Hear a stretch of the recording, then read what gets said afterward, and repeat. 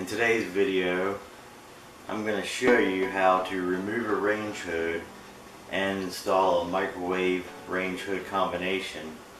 It's going to be a quick and simple video, hopefully, and just go over the basics of this particular setup. Luckily, in my situation, there's already a receptacle, and it should be fairly easy. So one of the first things we're going to be doing is removing the wiring cover here, because these range hoods are typically directly wired in. So you might want to consult an electrician or something. Make sure you shut the breaker off.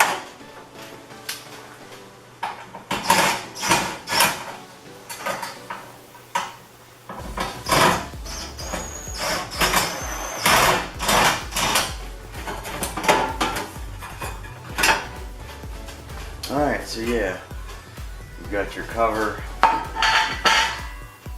then you've got your wiring, which you want to make sure and at least shut your breaker off before you disconnect your wiring here. Okay, so I shut my breaker off, and then of course you can test that your electric is dead. Yeah, it's coming on, light power. Alright, so now you can undo your wiring.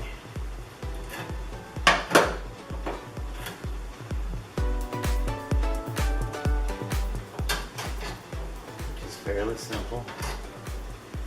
It's little twist nuts, okay?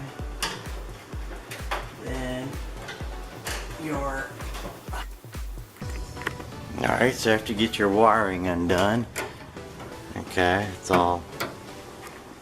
Then you want to, there's 4 screws, looks like.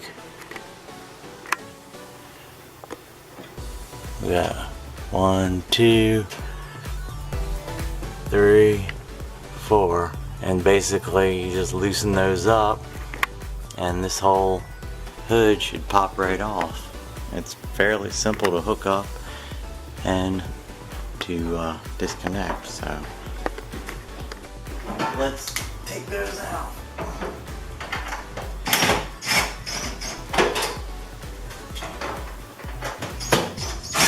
I'm not taking the screws all the way out. I'm just loosening them right now. I believe it should slide off.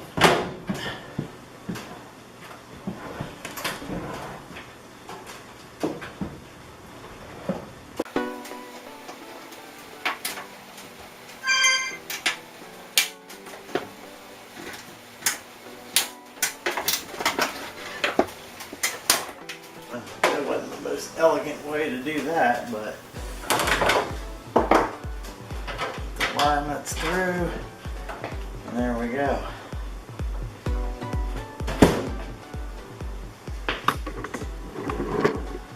I was just being held up by the this little conduit piece thing here that holds the wiring in place.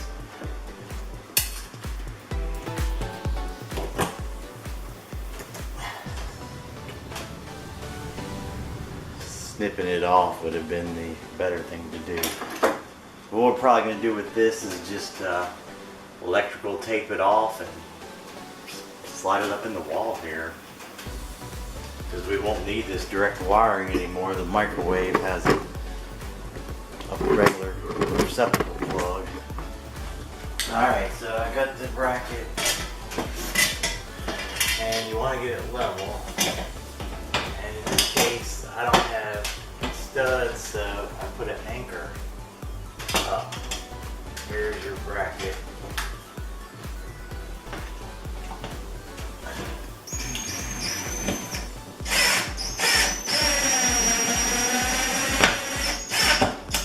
Get one side screwed in, and then I'll make sure it's level here. And as far as I can remember,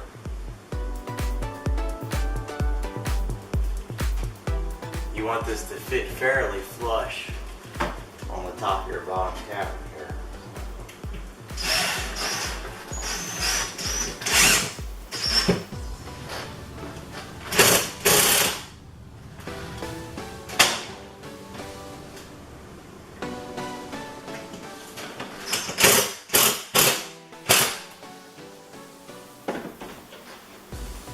So on that side I had a stud, and pretty close to level. So yeah. And then the microwave sits, you set it in and then push it up into place. So, now I need to get this wiring put away. I don't have any actual electrical tape, so I'm just going to have to use duct tape. Just to secure these wire nuts before I shove them back in the wall here. So, yeah, just makes me feel a little bit better about it, I guess.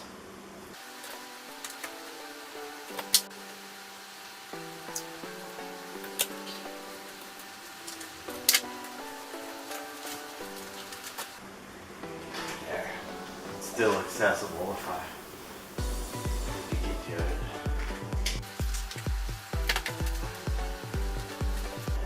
There we go. We'll seal the hole up too. I gotta cut a hole out for the mounts on top of the microwave. So you need a hole cut for your plug right here. Okay. And then you need one cut out for your screw holes here and here, which is what holds the support, you know, the top of the microwave. So this one is 9 inches over and 5.5. So I marked a spot on the bottom of my cabinet right here. Let's see. It's about right here.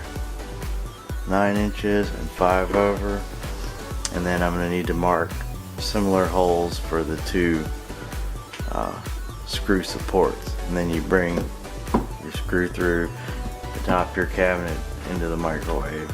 So the back is supported by the bracket and the top is supported with the two screw holes. So, and hopefully I've measured correctly, and when you buy them new, of course, you get better directions. But this one we picked up secondhand from families,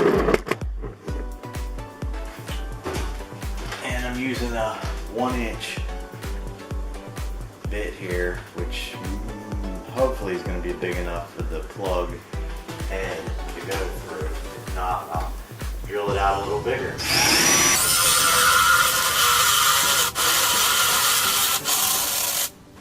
Here we've got a plug.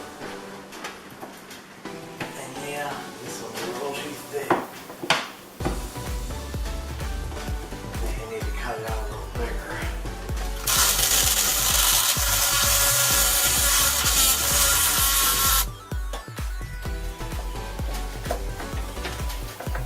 There we go. So now I'm going to measure the same thing on the top of the microwave here for these the mounting holes.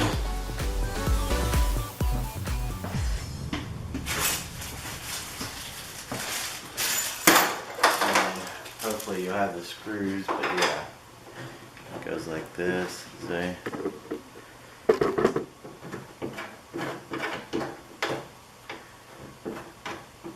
And then a nice big washer put on there too, so you can drill the holes out a little bigger so you have more room for error.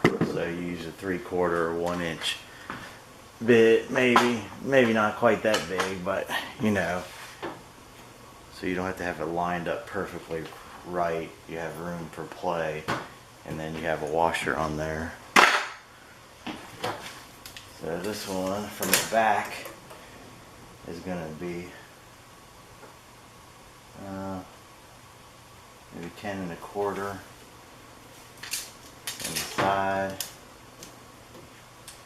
right at 1.5 1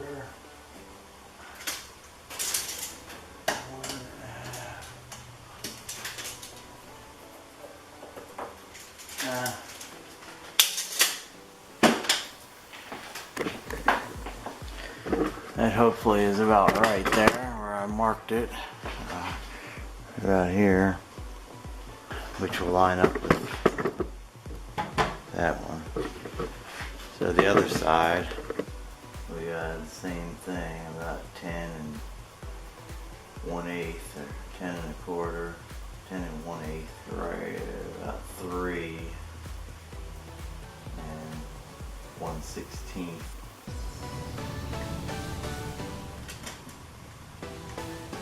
Marked it on the front of the cabinet there, so I could then use this as a line. Yeah, that's why, you know, if you drill the hole out a little bigger and then use a washer, you know, you have a little bit more room for play. Your washer goes up here. I'm no expert at this. I just decided, I figured I'd film it. You know, to help other people. I have done it 2 or 3 times before. Of course, I had them brand new with the directions, and it came with like a paper guide thing that you stick on your wall. It shows you exactly where to drill and stuff. Visually, they look like they're about in the right spot. Now I'm going to drill the holes out for the top support. I'm going to use this 5/8 inch bit. I had plenty of room to play in case I'm off a little bit.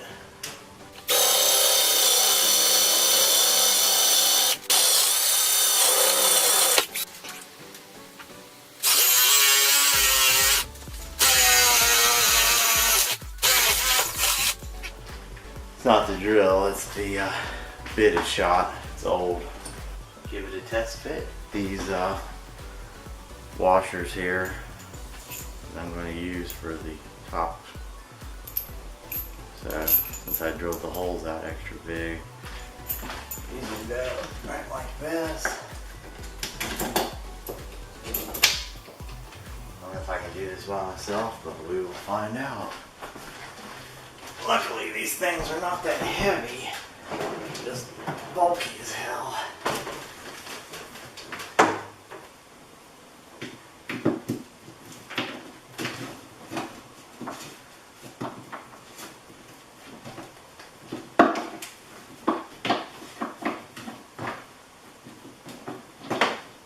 It'd be a lot easier if you move the range as well, but I'm just too lazy to do that too. And I have a step stool, but I don't know where that went to. So I've got the plate screwed in 4 places, 3 places of anchors and 1 to a stud. Hole drilled with a 2-inch, 1-inch bit, and I had to make it a little bigger for your cord. And then 2 7/8 inch holes with washers for your top mounts. So now I'm going to attempt to put it up by myself.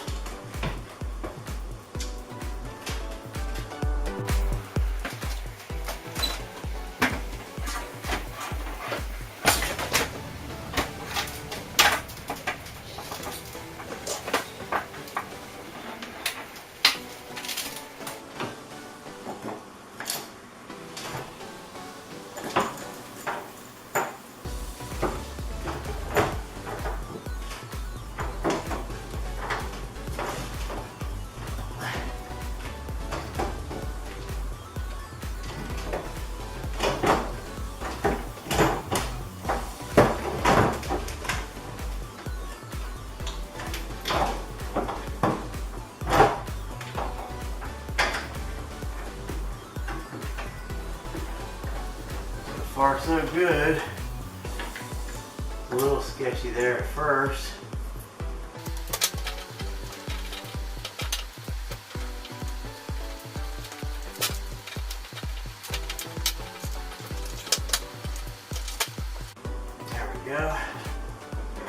be a good idea to bring a screwdriver up with you. Preferably a little short Phillips. Alright. Looks like it's working.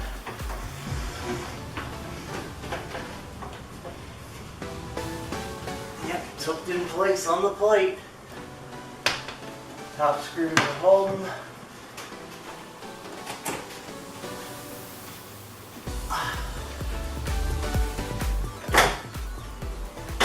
Lights up.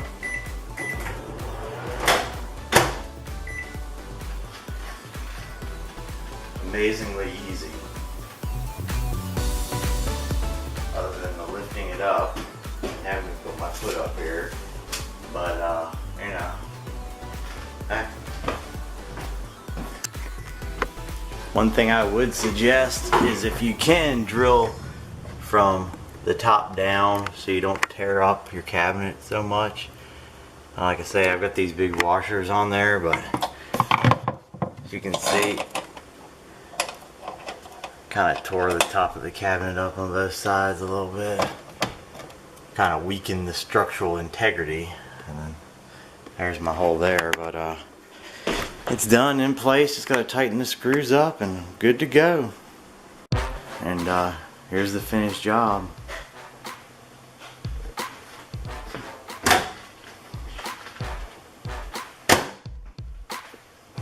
Thanks for watching, guys. Hope you found something valuable in this video. I appreciate it. Please subscribe. And I'll see you next time. Here's the basic tool setup you need for installing a microwave, tools and parts. You know, you're gonna need a level, of course, and a stud finder to find studs in the wall to put your anchors, or you know, directly screw your screws. You know, a pencil to mark studs, and you know, you're gonna need some pliers to cut undo your old electrical wiring. Probably you need some hole bits, which I used 1 inch and 5/8 inch there. You need some big washers to mount the microwave with the screws, the bolts that mount on the top of the microwave through the cabinet. You're gonna need a measuring tape, various bits, but mostly, you know, I believe like a 3/8 inch drill bit, a Phillips head, you know, common screwdrivers and such, a hammer. That's always handy. If you don't have that, you're probably in trouble and probably shouldn't be doing this project anyway, but you know, that's about what you need. I just use small anchors like that, but you can also use these big heavy duty ones if you want to drill bigger holes in your wall. But I believe it's supporting just fine with the small anchors, and it's been up about a week now, so I got to get this stuff cleaned off the kitchen table. So I've been needing to film this last part, so that's done. Thank you and goodbye.